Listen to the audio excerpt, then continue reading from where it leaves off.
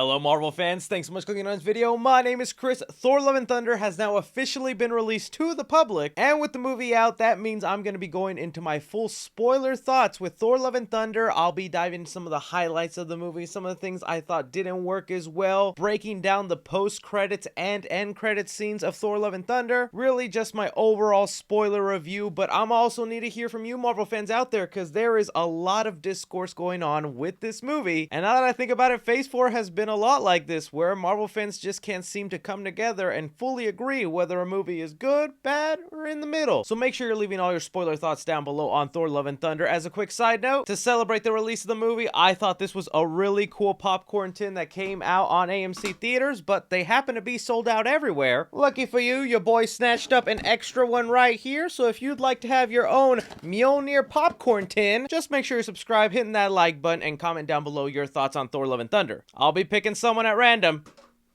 who is worthy. So now talking full spoilers for Thor Love and Thunder, if you saw my spoiler-free review, you know I liked the movie, I enjoyed it. It is very much an action-packed fun ride. It's hard not to leave this movie without feeling entertained because Taika Waititi just throws in so much of his humor and flavor into the film. So I don't blame at all a lot of the people that are coming out just so confused why there's a lot of discourse, why some people don't like it as much. It's like, hey, it made me laugh, I had a good time, you guys just hate fun. So I completely get why people are enjoying the film. It's just I felt like it went a little too overboard with its humor, and it took away so much from the great story elements they were trying to throw at us. So they begin the film with giving us the origin of Gor the God Butcher, and I just felt like it was kind of rushed and not executed well. There's elements of the way they handled that origin that I thought was really good. Like, it was heartbreaking to see him just struggling with his daughter and then eventually having to bury her and laying on the floor. Yeah, that is some powerful, heartbreaking stuff, and then it just all kind of goes a little south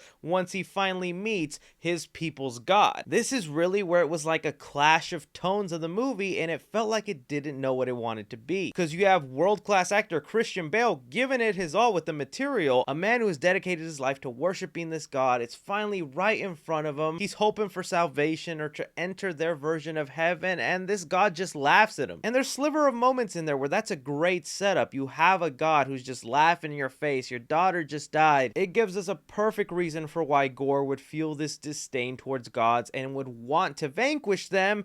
It's just Marvel, again, played into that cliche that they've kind of done now throughout all of Phase 4, and that is the object is what taints their mind and influences them to be evil. Because you can immediately see it in Christian Bale's performance. As soon as he got the Necro Sword, he was given all this power, had all this confidence, and then just vowed out of nowhere, all gods must die. And that really felt more of like a command the sword was giving him, as opposed to how Gor would actually feel. Same with like what happened with Wanda. The Darkhold is what corrupted her and made her have a body count for Multiverse of Madness. In Shang-Chi, it was the Mandarin who was hearing these voices that was actually an ancient creature lying to him, corrupting him and turning him evil. To me, it just feels like you don't need that excuse of the object making them bad. I understand the object making them more powerful, that makes it threatening, but then putting all the blame on that object for the reason you're doing what you're doing is kind of like, especially when like 90% of the villains end the same way in Phase 4. They all just turn good at the end through a little pep talk and become good. Every villain at the MCU at the end of it just has a change of heart out of nowhere at the end. But either way, I was hoping that was just a bit of a rough start and the movie would kick off from there, and then we get this pretty funny explanation from Korg of all the previous Thor movies, where they treat every tragic thing to ever have happened to Thor as a joke. And this is where I want to mention, it's not that I have a problem with them treating some tragic things that have happened to Thor as a joke, because I laugh whenever they mention Loki died 3 times. When Korg was like, Thor lost his brother, and then his brother,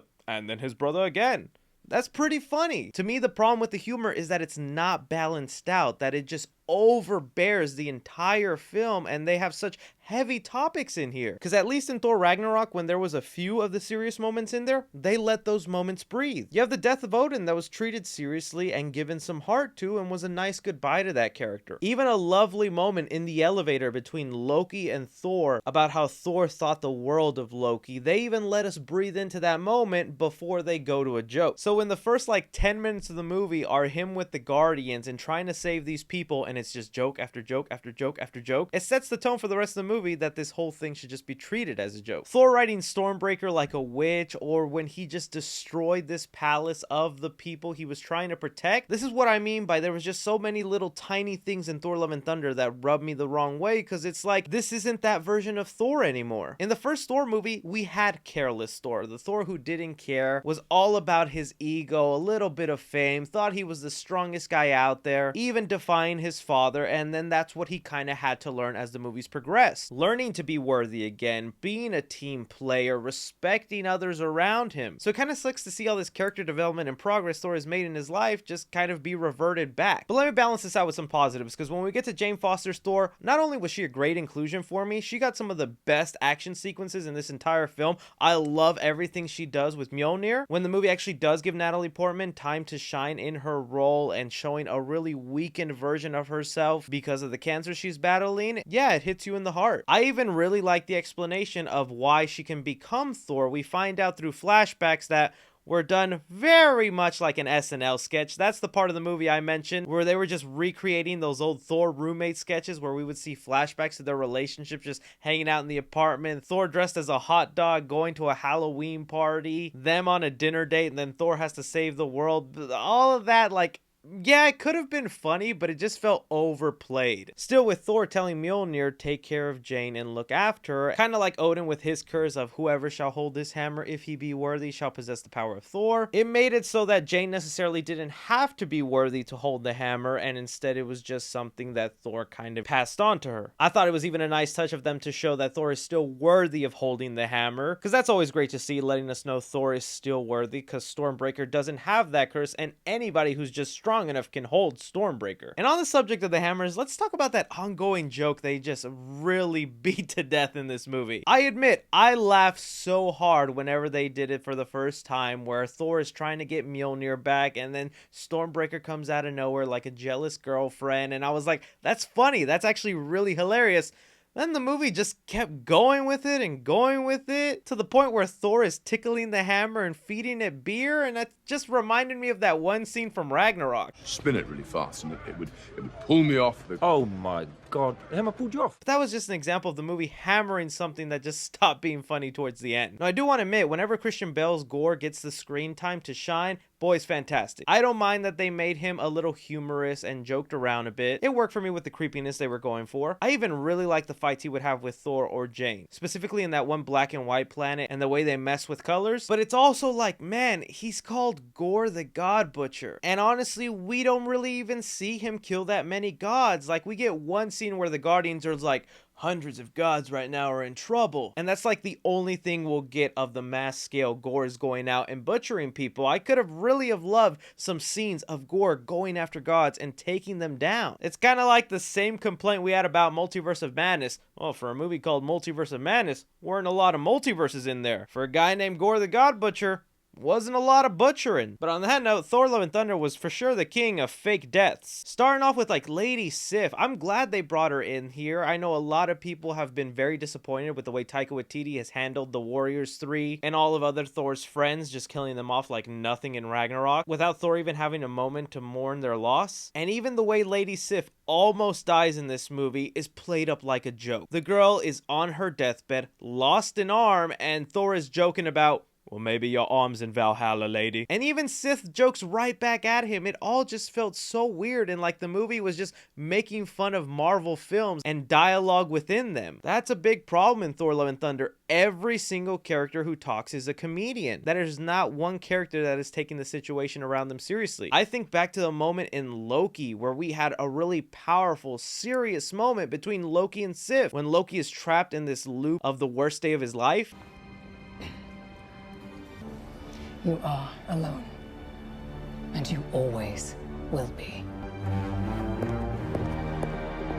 That could have been a really great moment of Thor thinking he just lost one of his best friends, and instead it was just played up for laughs. Then we have the fake death of Korg, which I was like the only moment in the movie I got really sad and scared for, because I love Korg, even though he's not as funny in this movie as he was in the last movie. But I thought he was done for, and it gave a great excuse for Thor to go fight off Zeus, only for them to cop out and then Valkyrie just tie Korg on the back of her head. Like, okay, if stuff like that is what felt like the movie was just making it up as they go along. Then you also have the fake death of Valkyrie that, I'm gonna say it, I think there was a whole subplot of Valkyrie that was completely removed from the movie. Because early on, it felt like they were setting up that she was unhappy as the ruler of Asgard, which, side note, it looks like nobody is ever happy running Asgard. Not Odin, not Loki, not Thor, and now not Valkyrie. And it felt like they were going to touch upon how it sucks that Asgard has become this tourist attraction and what they have to do to fit in on Earth. But that arc never gets completed and we never come back to it. And she's also just left out of the final battle. It leaves Valkyrie just very sidelined. Which kind of sucks because I really liked her in Ragnarok. Either way, before we get to the post and end credits scenes, let's talk about how the movie ends. So towards the final battle, we find out that Mjolnir is actually stopping Jane Foster from being able to heal from her cancer. This plays in exactly like the comic book storyline, where the more Jane is the mighty Thor, the more it's killing her. And I think that in itself is such a compelling story that she'd rather be this hero helping people, even if it's costing her her life. And that's what I meant by this movie could have done something really powerful with that whenever Jane died, I was just surprised that the movie actually did that. I didn't think Jane would actually die in this movie, and it bums me out that the movie didn't do enough for me to care about what was going on with her because of the million jokes. I didn't get that sad, which is why I feel like a lot of this movie was a missed opportunity. It's also funny how in that final battle, they just reveal Thor has all these new abilities. Like when I was surprised early on in the movie, he can just change his costume whenever he wants, just randomly puts on that hideous helmet for no reason in front of Jane, and now can just grant anybody the power of Thor through just speaking it. That's when I realized, yeah, this movie is more for the younger Marvel fans, the kids, and for sure, they're probably loving this movie, so happy, so excited, because who wouldn't want to imagine that? You meet Thor and he gives you some powers and then you get to fight off some demons? That's like a little kid's imagination's dream. But as an adult viewing these movies, you're like, damn, Thor just sent those kids into battle and any one of them could die. Also, now every time Thor appears with a group of teammates, I'm gonna be like, Thor, why don't you give them some of your Thor powers, because they needed to fight this guy. But I bet you will never see that power again. Still, the biggest shocker at the end of it to me that I felt just like came out of nowhere, Gor brings back to life his daughter, Love, from the beginning of the movie that is actually played by Chris Hemsworth's real life daughter, Rose Hemsworth, which makes the ending a little bit better for me, just kind of knowing that's his real daughter. But with Jane gone, the villain vanquished, this whole movie about Thor trying to find his journey is him just randomly accepting that he should be a parental figure now. That feels like that just came out of nowhere, and almost like Thor was forced into that situation just because his dying love shook his head like, yeah, we'll take her. Which, don't get me wrong, I don't mind the idea of Thor now being a father and raising and adopting child. I think that's actually a really cool story, and I'm curious to see where it goes. But it's the execution of the way it was brought up and shown in the movie that I'm like, it doesn't feel earned. It doesn't feel that powerful. The little girl, though, is charming. Just those few little moments we got at the end where she can apparently just shoot lasers out of her eyes. Like, did Gor have that ability too? Another thing that it just feels like it's random and coming out of nowhere. But admittedly, whenever Korg is narrating the ending and he was like, and forever then they were known as Love and Thunder, that was actually kind of cute. It gave me goosebumps and it gave me a better appreciation for the title. It just feels more like this is Marvel trying to set up their future and secure themselves, because it's like, we're not going to have Thor forever. We're not going to have all these big stars forever. It's time to set up Young Avengers, this little girl, Heimdall's son. These are essentially the future Asgardians/gods we'll be following, and it just feels like it's being rushed instead of earned. Bringing us to the first post-credit scene here, we find out that Zeus is actually alive. Russell Crowe, I thought, did a fantastic job. I know some people weren't happy with this portrayal of Zeus, but I thought it was funny, and I like the fact that he has this motivation now to go after Thor, and other people saying gods used to be looked up to, we were no joke, and now the world just wants to look up to heroes. Let's change that and bring in Marvel's version of Hercules, who is played by Brett Goldstein, having a very comic accurate outfit. I'm actually really pumped to see what that means for the future of Thor. If he'll be the main bad guy then for Thor 5, or maybe something else. The idea of Thor versus Hercules I think is an awesome idea, along with maybe all these other gods coming to attack Earth or other planets to state their place as gods. So that got me hyped. I just hope they can pull it off and make it interesting and maybe just take the story a little more serious. Then we have the end credit scene, which I want to say good for Thor Love and Thunder, even though the entire movie was one big joke. Your two post-credit scenes, you didn't pizza pop us and do a joke. We have Jane now, who is an honorary Asgardian, going to Valhalla. Two things this post-credit scene could mean, because one, in the comics, Jane Foster does die and and go to Valhalla and then ends up coming back. So it feels like Marvel could have that door open, but I would rather believe it's just seeing that Jane gets a happy ending and is in the afterlife.